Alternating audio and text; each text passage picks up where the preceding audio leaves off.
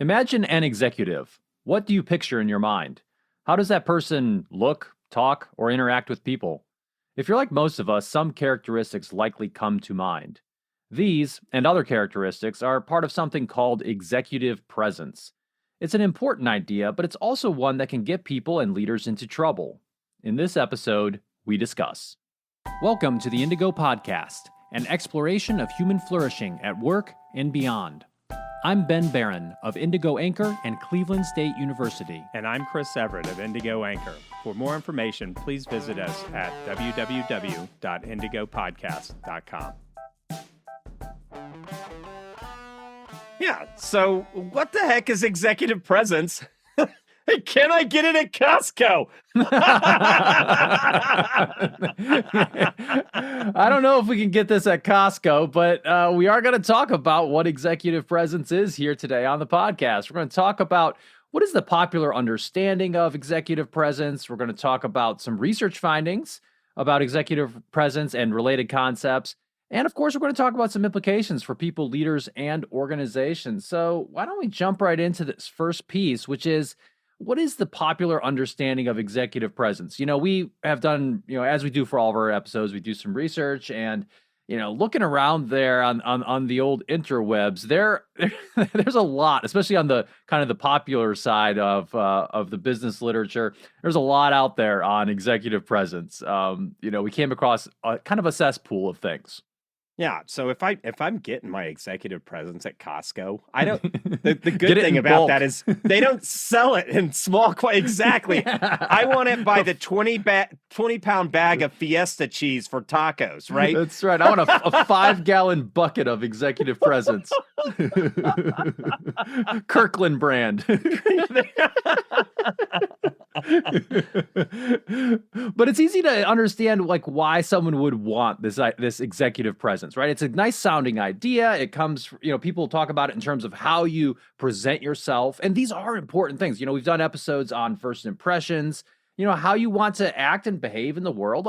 These are choices that we make, and these are important pieces of one's leadership journey. So it's easy to understand why you'd want this. Oftentimes, people will talk about it with regards to high potential leaders. They may say, does this person have executive presence? And, they may assume that they have a shared understanding around what that means, but they probably don't. I've seen different items in, for example, 360 evaluations of leaders that have had some items around executive presence. And so there's, kind of some popular reactions to this idea, right? Yeah, I think a lot of stuff that drives this is there's only so much of who you are right now. And then people, like in coaching experiences and stuff we talked about, is, am I up to the task? Am I up to the job? I mean, this is why you can get stuff like people selling magnet bracelets to increase the score on their golf game. There's a whole host of, I rub fish oil on my elbow on Tuesdays to make my karma good or something. Power poses. I'm about to go out and do a big public speaking event, and I want to exude magic right at this moment. This is a level of magical thinking. And it's from where I am versus being concerned about what I'm able to do. Maybe life or circumstance might ask me to write a check that I can't cash, right? And so it's ideas of you need to look a certain way.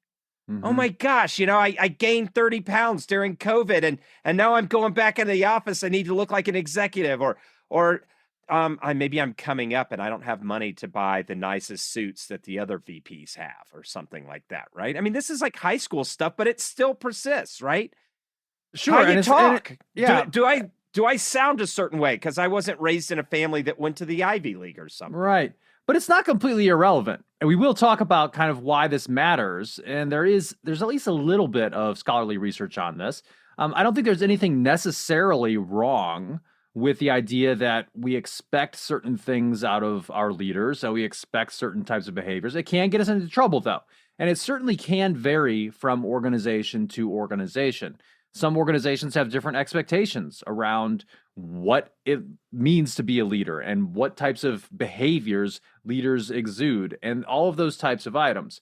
And this brings us to this idea of implicit leadership theories. So we all, because of our experiences, our upbringings, our organizations that we've been members in, we have these preconceived notions about what effective leadership looks like. So, for example, maybe we think that being a leader, being an effective leader, is about being decisive. It's about speaking loudly and with authority and standing up straight, looking like they know what they're doing. Right? These are very common types of preconceived notions. And again, there's some reality perhaps that these are based upon. However, it could be completely off, right? Maybe you're in a circumstance where those types of behaviors are not what effective leadership is, and then you might be discounting someone who doesn't do those types of things, right? Yeah, you may not even know what a real leader looks like. You may not have really seen one. Yeah. Based on like the Very literature true. versus and I like to think of this in the term like who's the ideal man, Ben? Is it John Wayne or Bill Gates? Probably You know, not. right? Like, Yeah. is it buffed, six packs, abs? Probably not in the new economy of the future where sitting in a cubicle being wicked smart might pay off a little bit more. Mhm. But which one might get more of the ladies? I don't know. Those ladies may have, all kinds of ideas. This is the thing. When you ask somebody to give, be more of a man, you've probably heard that a few times in your life. Never. No, I- no because one's you're ever said such that. a man. No one's ever said it to me. You're such a. But these ideas of we don't know what that looks like, and it's the same thing with leaders, Mhm. right? What's the ideal woman? You know, Mhm. everybody has a different answer to this, and most of them are just kind of on what's preconceived in their mind, right? Versus what the literature says. Like, Right. so the popular ideas, right? We're talking need to look a certain way, how you talk, can you work a room? Like, look at that person. They just have such charisma. Everybody's so happy to see them. Taking charge. We're going to take this hill. These ideas of, and some people want a more collaborative leader. Oh, yeah, this leader, it's a real good leader. They really listen. And other people is, no, we need somebody that just takes charge, makes a decision, and gets there. Well, how are they making decisions if they're not talking to people? You see, I mean, it's like you said, it's a cesspool. It's a primordial ooze of ideas that, oh man, we need Well, some and here's help the here. thing. Sometimes they might be spot on. Sometimes they might not. So But we you can have roll to the be- dice Right. in Las Vegas and sometimes get the right number. Every clock is even a broken clock is correct twice a day, right? So I think we have to dig deeper into this idea of executive presence because it is so freighted with different ideas around what it means to be an executive, what it means to be a leader, what that person looks and acts like. So we got to dig deeper into this. It's not just a look. It's a little bit more than that. So let's move now and talk about some of these research findings around executive presence and some related concepts. And I'd first like to caveat this by saying that there's not a ton of research on this, actually. There is some, and there's a good article that we came across by Gavin Dagley and Kadarn Gaskin in Consulting Psychology Journal. And this article was titled Understanding Executive Presence, Perspectives of Business Professionals. And in this study, it was a qualitative study. They interviewed 34 business professionals. They analyzed everything they said about executive presence and had a bunch of themes that emerged. And it is helpful because it starts to at least put some categories around what people think about when they think about executive presence. So let's talk through some of those. Yeah. So one of the things is talking about how do you even evaluate? How are people thinking about other executives, right? On this idea of executive presence. And they kind of had two, food groups here. One is initial impressions. Somebody comes in the room and it's like, oh, wow, that guy or gal is amazing, right? Look at that presence. Did you see it, Ben? They sparkle when they walk. I think the penultimate example or the ultimate example, I should say, of that would be like a dictator, like Kim Jong-un, right? He walks in a room, everybody claps, and they're clapping because they're like, please don't kill me. Exactly. I don't think that's presence. That's just fear of death, Ben. It is. Yes, exactly. All right. So you have the impressions one, right? Yep. And then we have the evaluation based one. Yeah. So, and I call this the losing that shine over time, right? So somebody comes in and you're like, wow, I can't believe I'm on the team with this person. Mm-hmm. This person gets all the accolades. The CEO has been to their house for dinner. Oh my gosh. And then you start to see it's like, wait, this guy like wears white socks with his suit. Which is fine. Or this person has no intelligence and can't do their job, right? Yeah, this is all looks, no substance. Yeah. He's like, hey, could you do my work for me? I need to go over there and look good because what I'm good at doing is looking good. Now, you mentioned this as losing that shine over time, but it could also be that you're getting some shine over time. If maybe you are a little bit under expectations in terms of some of these initial impressions that you give or that a leader, gives, but over time, they come off as super competent. They're actually delivering on things. They interact with people in a very productive way, and they actually do gain more perceptions of credibility and so forth. But let's run through these. So the ones that are more formed through initial impressions, because I think these all are important. I don't think that if you aspire to be in a position of authority, a higher position in an organization, if you are willing to have that exposure as a leader in an organization, I do think you should think about these different items. It's not going to hurt you to think about, for example, number one, your status and reputation. Like through your career, you build a reputation. And when you go to another job, people are very curious about this person. They might kind of look into where did this person come from? What did they do? Oh, I knew this person from another job, or I know somebody who knew this person and worked with them. And these types of things can either help you or hurt you as you start that initial job. What do you think about that? Yeah. So listen, first impressions matter. There's tons of data on it. Now, the good thing is you can redeem yourself after first impressions, but it's way harder, right? Yeah. So you should practice first impressions, right? Mm-hmm. Because use this to your advantage. If you that means getting out there more, volunteering, going and getting involved with a nonprofit or getting on the board of a nonprofit. I mean, first of all, Ben, we deal with nonprofits all the time that are like, man, we can't get board members to show up because they have busy work lives. So if you can get involved with a couple nonprofits, generally senior executives also sit on those boards. And you can it can rub off on you. You can practice your status and reputation building.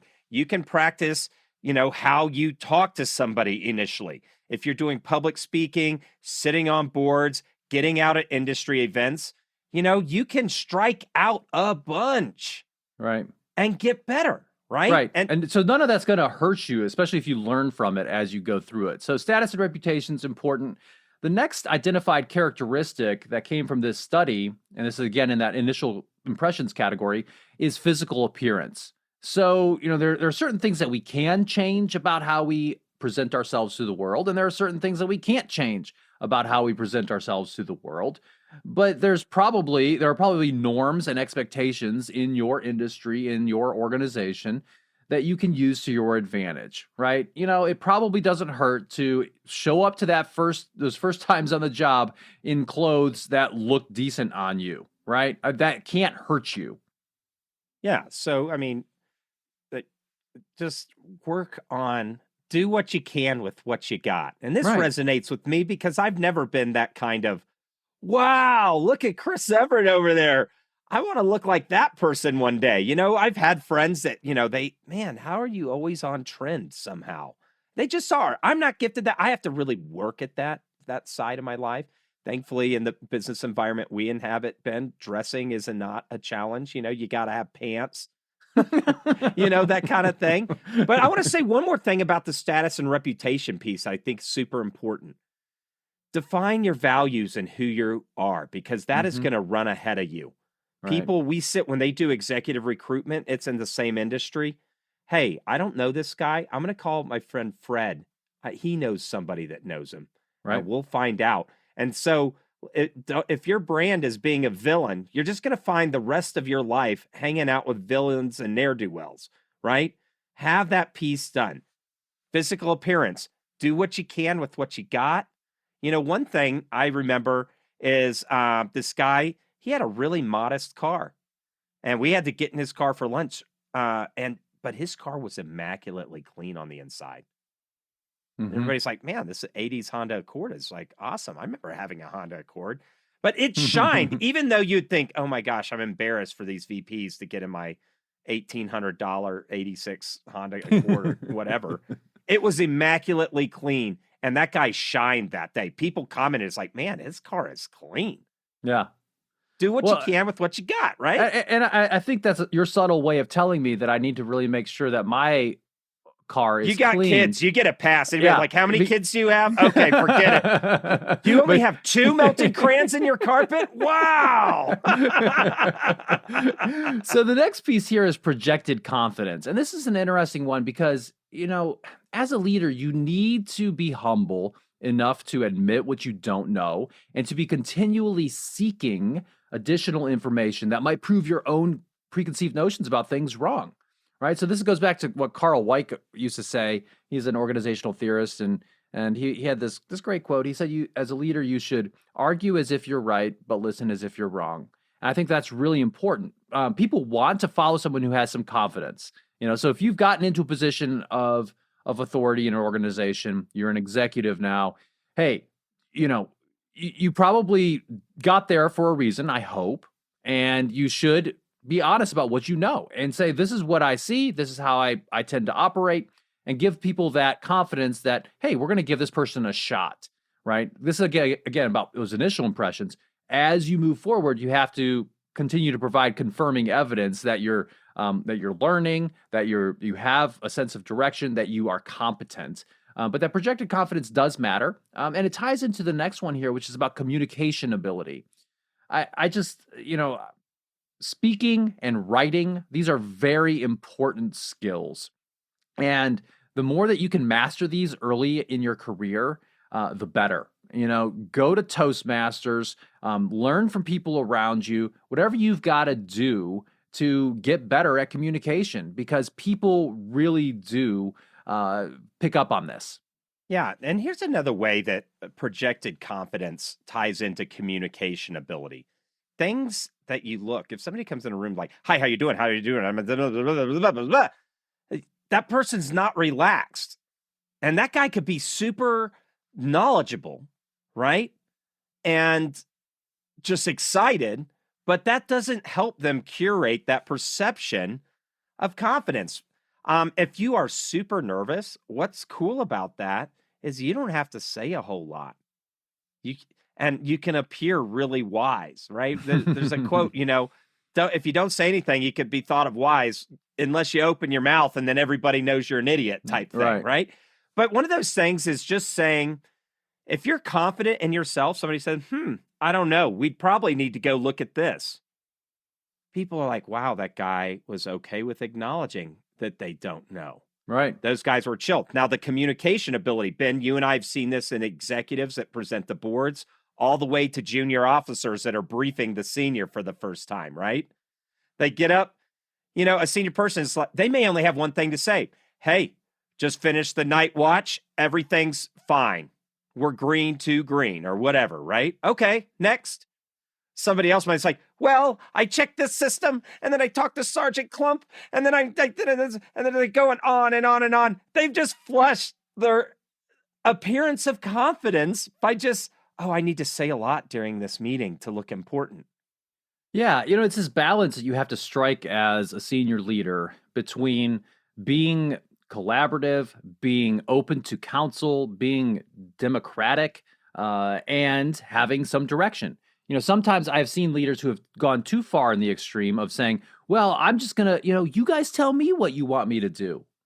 Right. And then they go to the executive board and said, the CEO doesn't know anything. Exactly. He's always asking us what to do. We've run into that, right? Right. Exactly. So you have to strike that balance because you do want their input. And yet at the same time, you need to say, here's the structure. Here's where we're headed.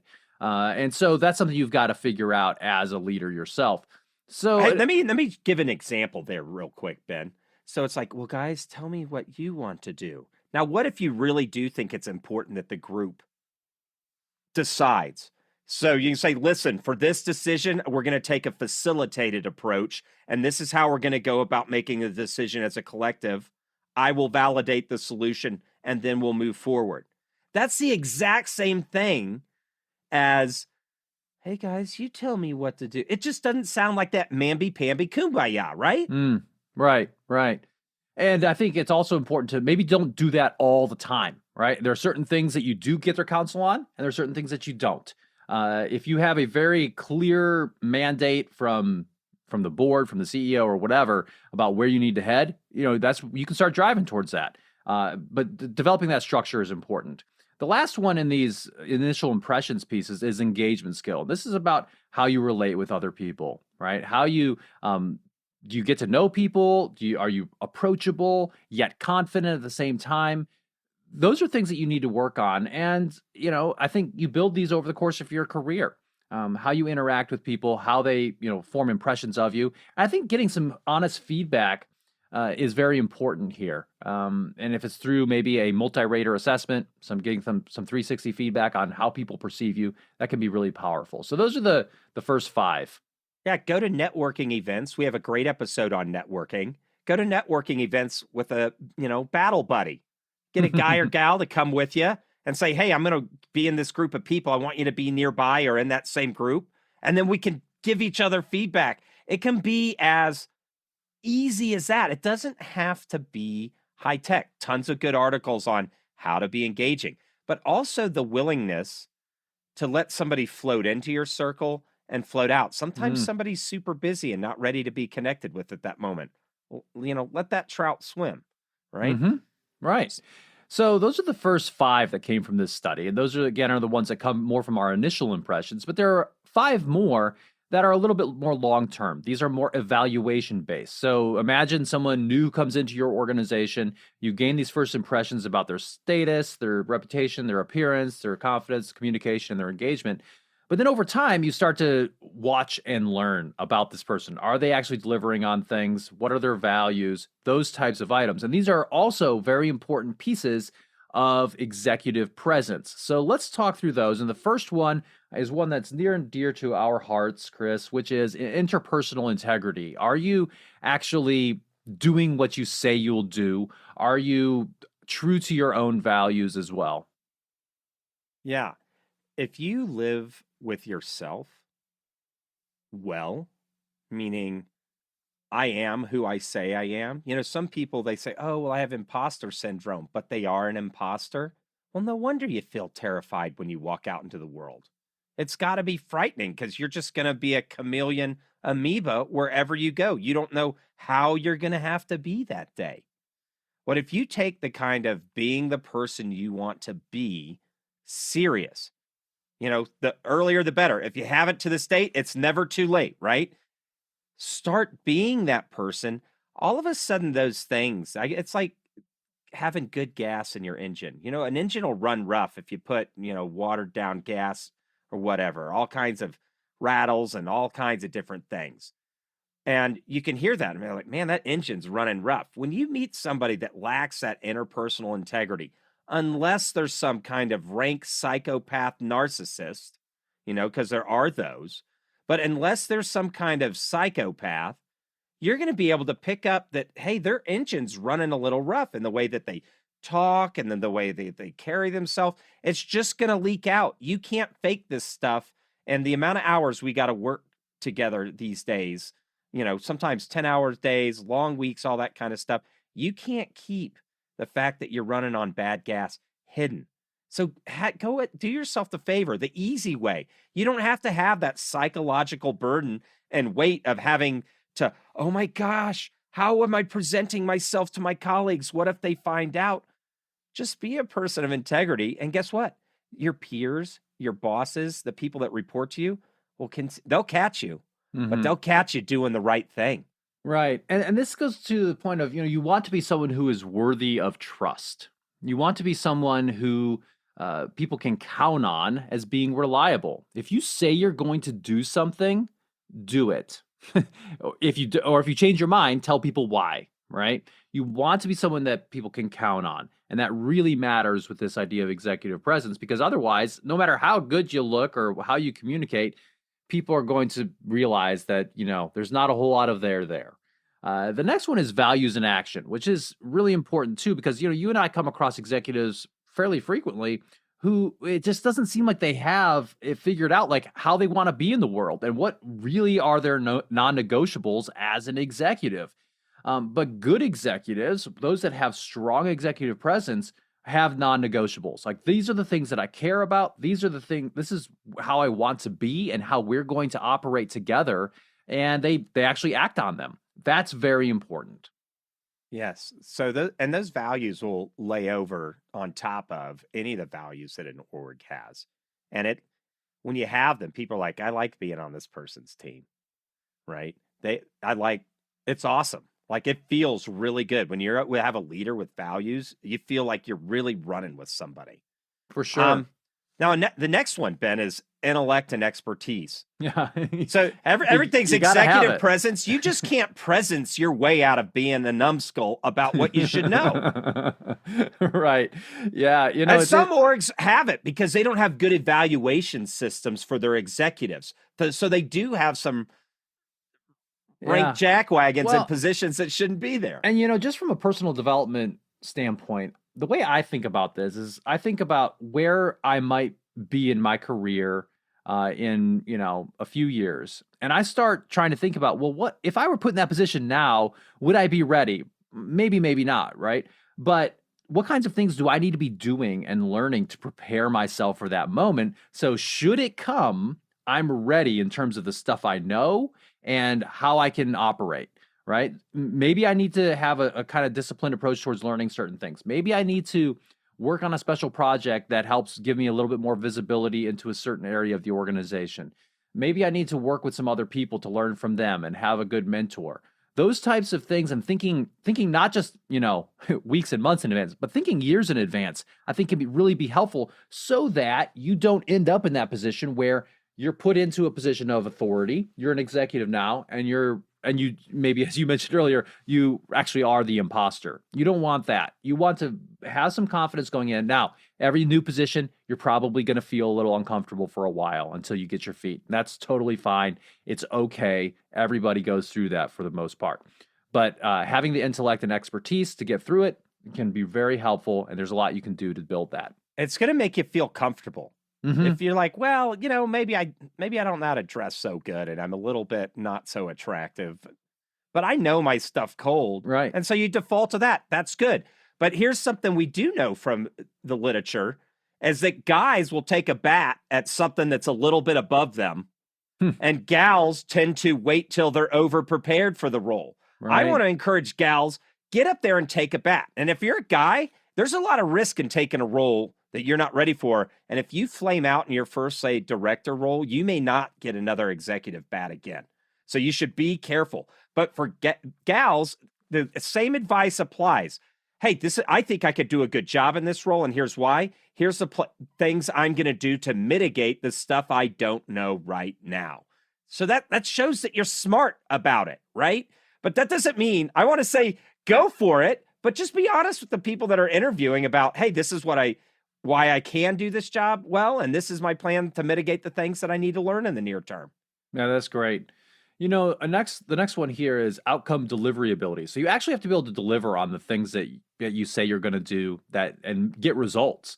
If you don't get results, that certainly will be a factor in your potential derailment from your job. So, this one will cover a multitude of sins. And matter of fact, Ben, you've known me for a long time. I probably struggle on most of these, except the expertise and outcome delivery, right? And they'll be like, well, he does get his pants from Costco, but at the end of the day, the project was done under time and under budget, Yeah. And just to clarify, you can buy pants at Costco, but you probably can't get executive presence at Costco. So the last one here is coercive power use. So how do you dole out punishment when it's necessary? This is going to, people are going to form impressions about your ability to be fair, your ability to, have some sense of justice in the organization, to adhere to process and procedure, whether or not you are a rash person. making decisions too quickly. So be careful with your use of coercive power, which again is all about the use of punishments, giving someone a bad performance review or putting It's someone also through playing dirty counseling. politics. Right. Hey, I'll get you fired for this, buddy. But that being said, you can be a little bit. I've had to lean on other functions that don't report to me a little obtusely at times during deadlines for projects to get something to the finish line. Now, if people are going to view this in two ways, is this person doing it for the good of the team and the organization? Right. Right. Or are they doing it to, oh, I found out, I dug up dirt on this person on social media and then tried to get the position of promotion over them, or right there. There's this whole gray area in how you use your authority as an executive, especially as you start moving up, that's not laid out. And how you play in that gray space, how you paint between the lines, is going to be part of that reputation and brand that you have. You got to make sure it's going to be a good one. Right. And these are decisions that you need to do some soul searching about for yourself. At a certain level, it's not about, oh, I'm just going to look around and see how everybody else is acting and act like them, because that may or may not be appropriate for you. It may not be, it might be a style that's just outside of how you feel comfortable. It could be wrong. It could be not what the organization needs. You've got to figure this out for yourself. So let's talk briefly now, just some other things from this research paper. And again, we put a link to this in the show notes, but they come up with these 4 different types of executive presidents. They have the positive presence and unexpected presence, unsustainable presence, and dark presence. And we'll just talk very briefly through these before we get into some implications for folks. Yeah, this is like a video game, right? Where you got to pick your character. Like you can never have the wickedly smart and massively strong character. The game makes you make choices. Well, so if you take these 10 items, the 5 initial impressions and the 5 evaluation presents, they tend to meet up in these 4 food groups. Now, you can have a whole bunch of different combinations, sure. But, things tend to, the idea of the warrior monk polymath, they exist. Old Mattis over there is probably one, General right? Mattis, yeah. But there's not a whole lot of them, right? Right. So they tend to come around these modes that'll happen. So and so what this came from the research. They asked the participants about how they saw positive executive presence and what they emphasize out of those different characteristics that we just talked through. And so when they were talking about, a positive executive presence, they emphasized a few different things: the projected confidence piece, the communication ability, the physical appearance, right? That did come up, engagement skills, values in action, and intellect and expertise as those central characteristics. So if you want to have a positive presence, these are some things to think about. Now, I will caution you and say this is just one study. This is a qualitative study, 34 participants. It's not some, gigantic overview of the entire, well, there's not, you can have a gigantic overview. There's just not a whole lot in this, but these can give you some lenses to think about these items. Yeah. And so, you're not going to hurt yourself by, bolstering your abilities in those different areas. So keep those in mind. That's positive presence. Then there's the unexpected presence. And these are ones that, are impression-based characteristics. They tend to be unfavorably perceived. And then you have this kind of not so great initial impression, so maybe your projected confidence is kind of low and so forth. But the evaluation-based characteristics are more favorable. So it's like, hey, I don't know about this person. That's the first impression. And then over time, they're like, whoa, this person has a ton of expertise and intellect, and they really do act the way that they believe, right? They have the strong values in action. So that's the unexpected presence. We'll get this in the Army. Where they'll say, you reach out, what do you think about this guy? Listen, he comes off a little weird, but dude's really good. Right.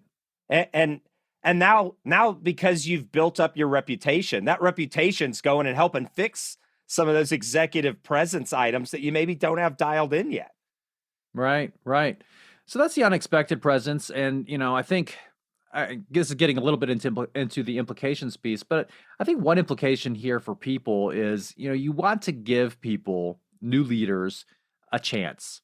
don't be unleadable. Don't be a bad follower by just writing somebody off because they don't have the great first impressions, right? Give them some time.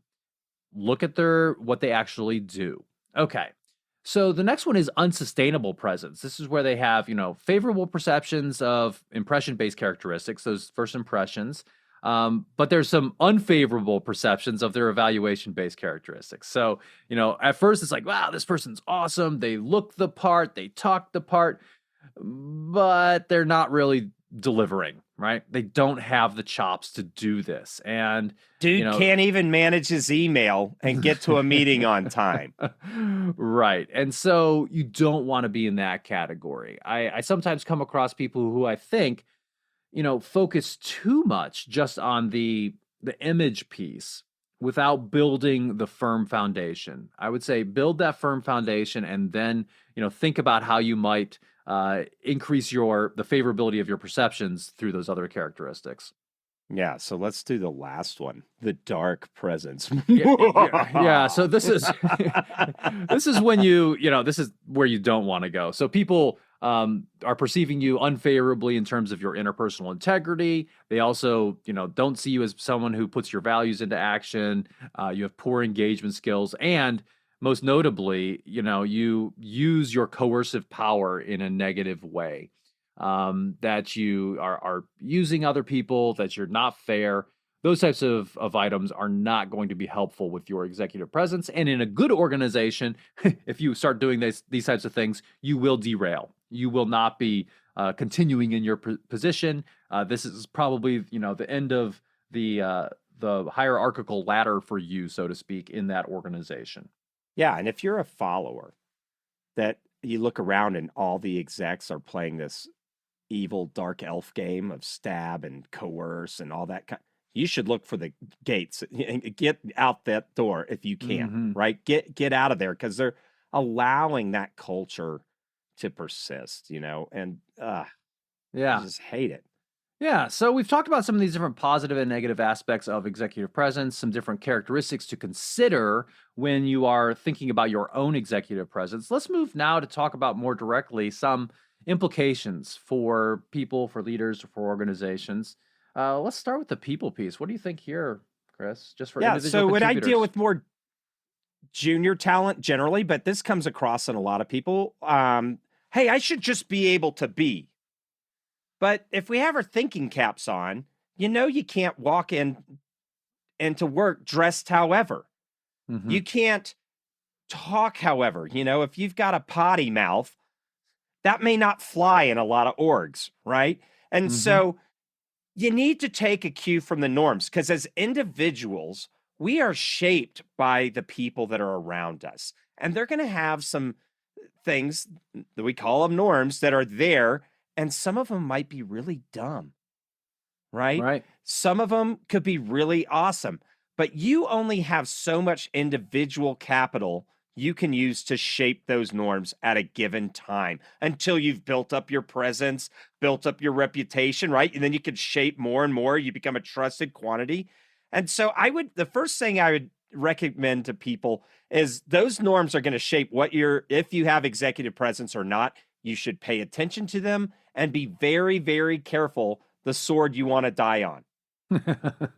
Right. So you want to notice what's going on in the culture of your organization. Realize that different cultures are different in different organizations. What's acceptable, what kind of good leadership looks like in one organization might be slightly different than what it looks like in another organization.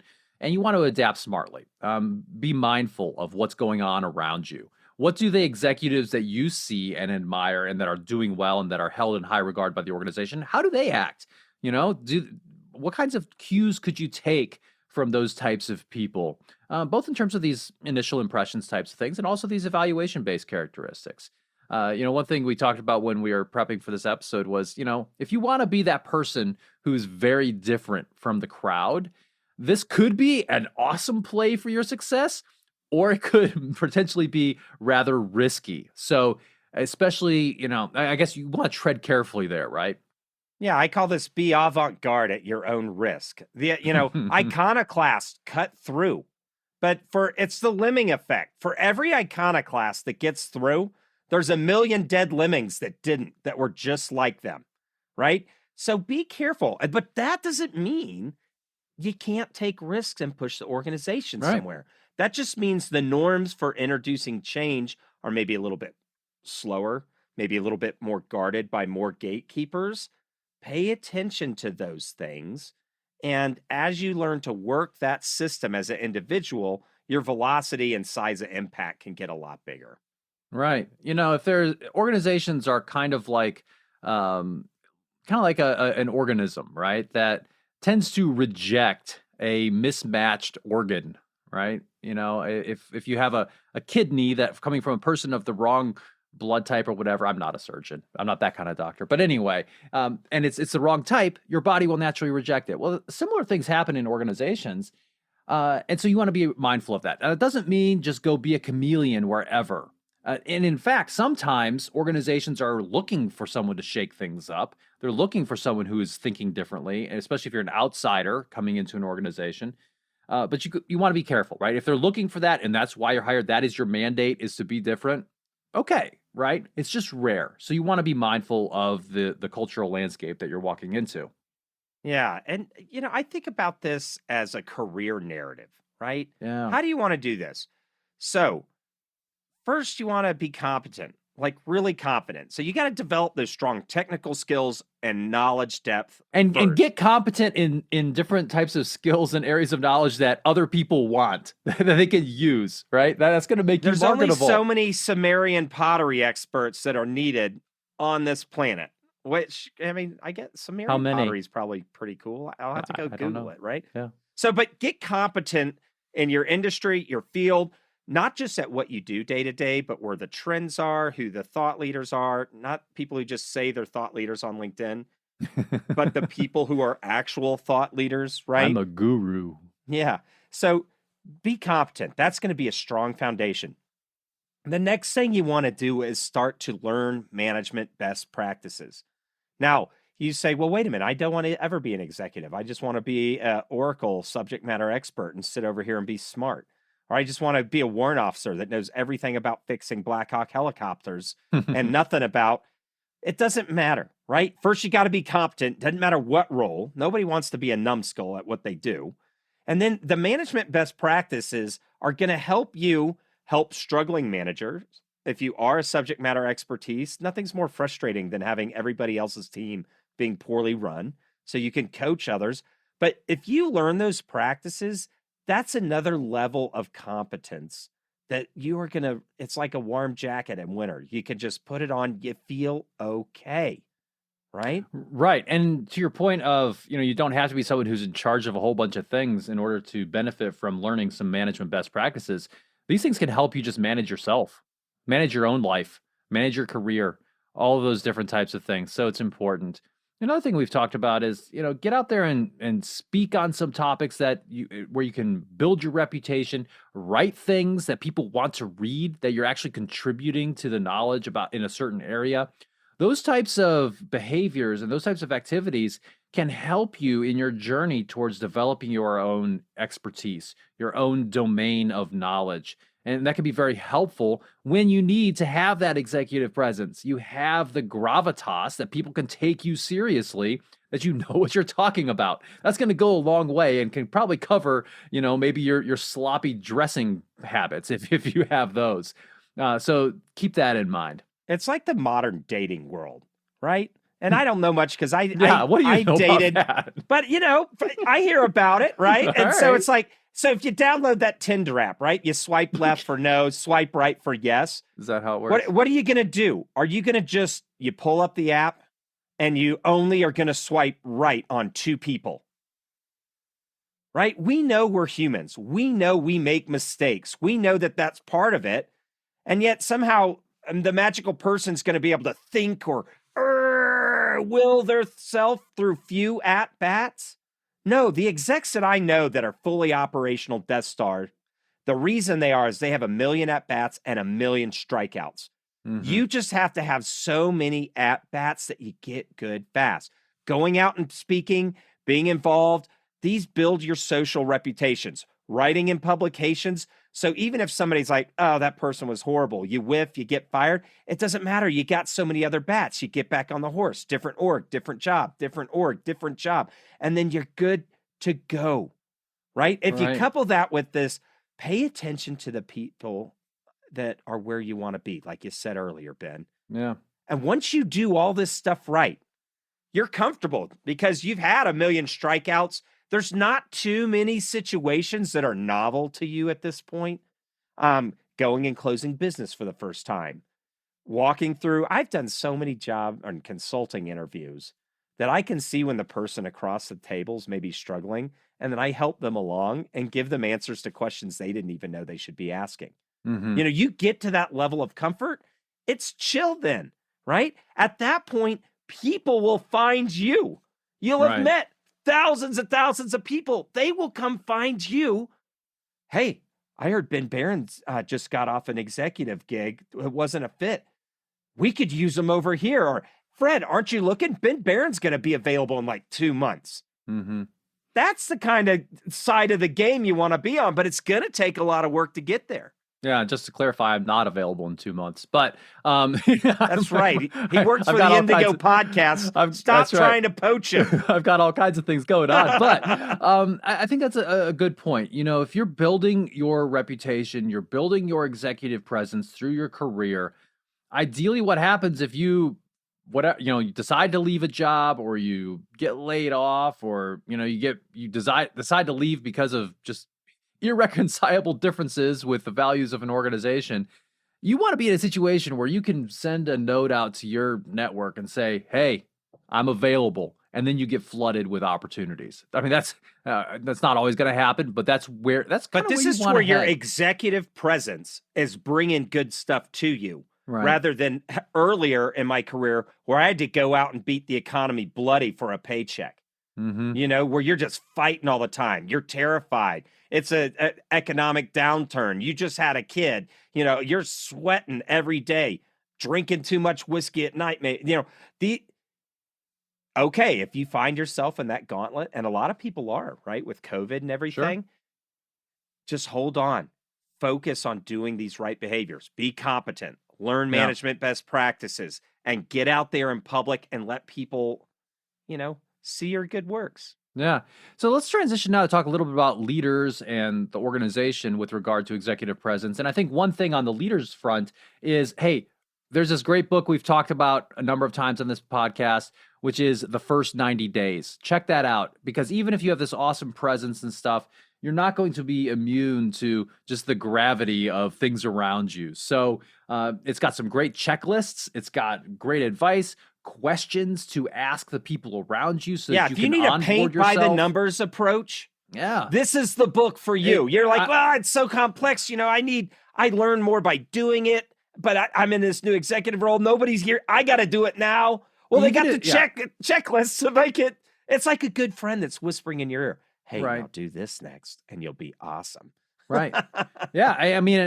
I used this book recently to help me with a transition into a different leadership role. And it's been wonderful. Just at least to spend the time. I spent a good, 4 to 8 hours just thinking about and planning how I was going to approach the job. And before I got into it, which was awesome. And that really started to at least give me a roadmap for how I wanted to approach things. It gave me the confidence to execute on it. Okay. So what else about leaders and organizations? I think the first thing here is, be careful with your snap judgments and those implicit leadership theories. If someone comes into your organization and maybe they don't exactly meet what you had in mind, especially in terms of how they look or maybe how they talk, wait a minute, right?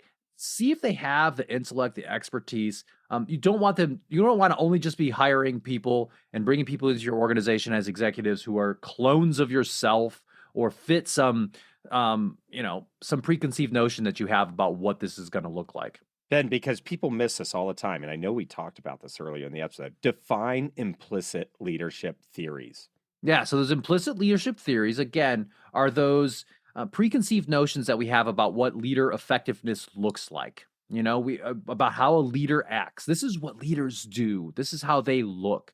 And unfortunately, because of just nature's molding of our minds, through our different experiences, we have these different ideas, but the problem is that they're not always correct. Maybe you're in a different situation where appropriate leadership is someone who is quiet, who listens, who thinks and analyzes and then executes. And if you're only thinking that leaders are people who are decisive and know stuff, well, you're probably going to pass up that diamond in the rough. So be careful.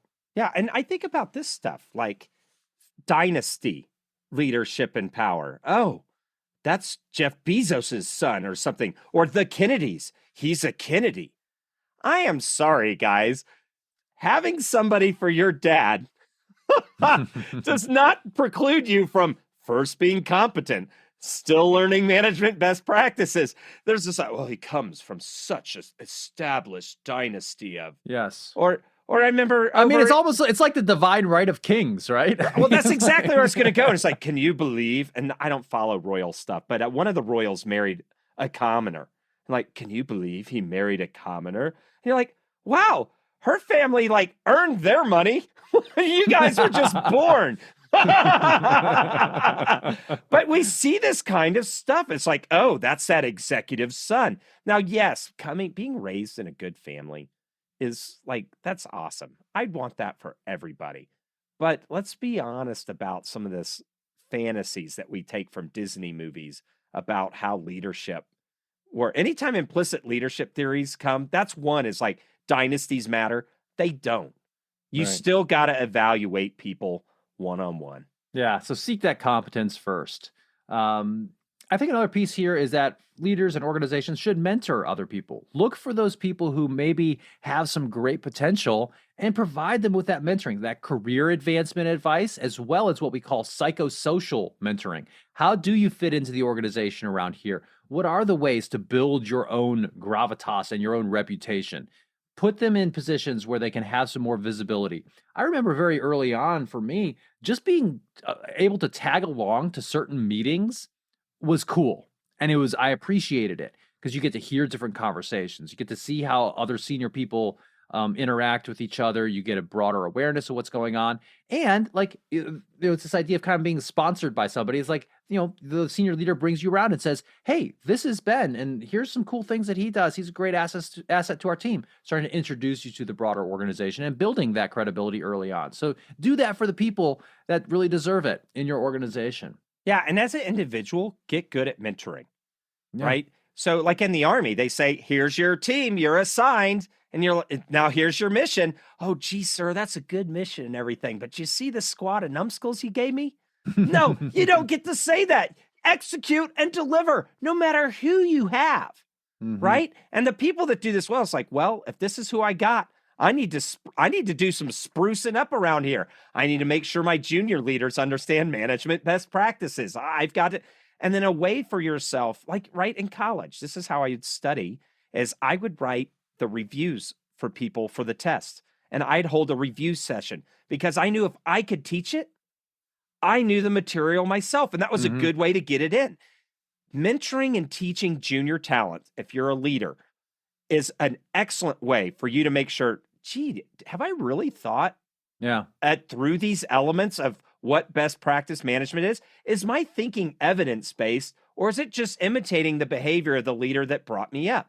And if you're an HR, L&D person, can you distill that into a system that other people can then teach that system? Well, and so what you're suggesting there, and I totally agree, and the research does support this, is that there are benefits for mentors to doing mentoring. Gosh, right? Yeah. So it's not just the proteges that are getting all the benefit. There are benefits to the mentors. So keep that in mind. Another piece here for leaders is communication skills are absolutely important. Develop them. They can atrophy if you don't use them, so get out there, do the speaking, do the writing, get better at it, get feedback. And including this in your leader development programs as an organization certainly can be helpful so that people can develop that executive presence and get that real feedback. I remember some of the best classes that I took in college. So I was a double major in political science and communications studies. And in my communications track, I kind of focused on, we had different areas we could focus on. Mine was rhetoric and performance studies. And so, I took classes, several different classes. Did where you I, watch the Hitler speeches and stuff like that? No, we didn't do that. didn't do that. Because they always talk about that in the documentary. Look at Yeah. how he's doing the magician hands. Yeah. So no, but we did. I had several public speaking classes where every single, talk that we gave in class was videotaped, and then we would watch it later, and give ourselves. We could critique ourselves and see what we're doing. I took a broadcast performance class where we had a teleprompter and did stuff, and I learned about how you can manipulate your eyebrows to make different points. Anyway, cool stuff there, right? But I think getting that feedback is really important and helpful, and these are skills that can be developed. That's my main point here. I think another piece here that we got to mention is that this idea of executive presence, especially those superficial components about how people look, about how maybe they communicate, what their voice sounds like, these can definitely reinforce some of your biases. They could perpetuate in your organization this homogeneity of everybody being the same. And that can be problematic. At the worst end of the spectrum, it could be downright discriminatory against certain people, right? So keep that in mind. You have to have a flexible, malleable mindset around this idea of executive presence, or it could lead you in the wrong direction. Right. And at the end of the day, we're looking for the best talent, right? L&D, HR, thinking about dress code, employee brand. There's not really a perfect answer here. But if you just let it happen by accident, that is the one wrong answer. You need to have some conversations and treat those things with deliberation and care.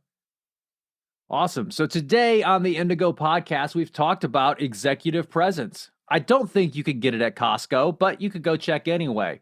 You can get pants there, though. At least that's what Chris does. We talked about what the popular...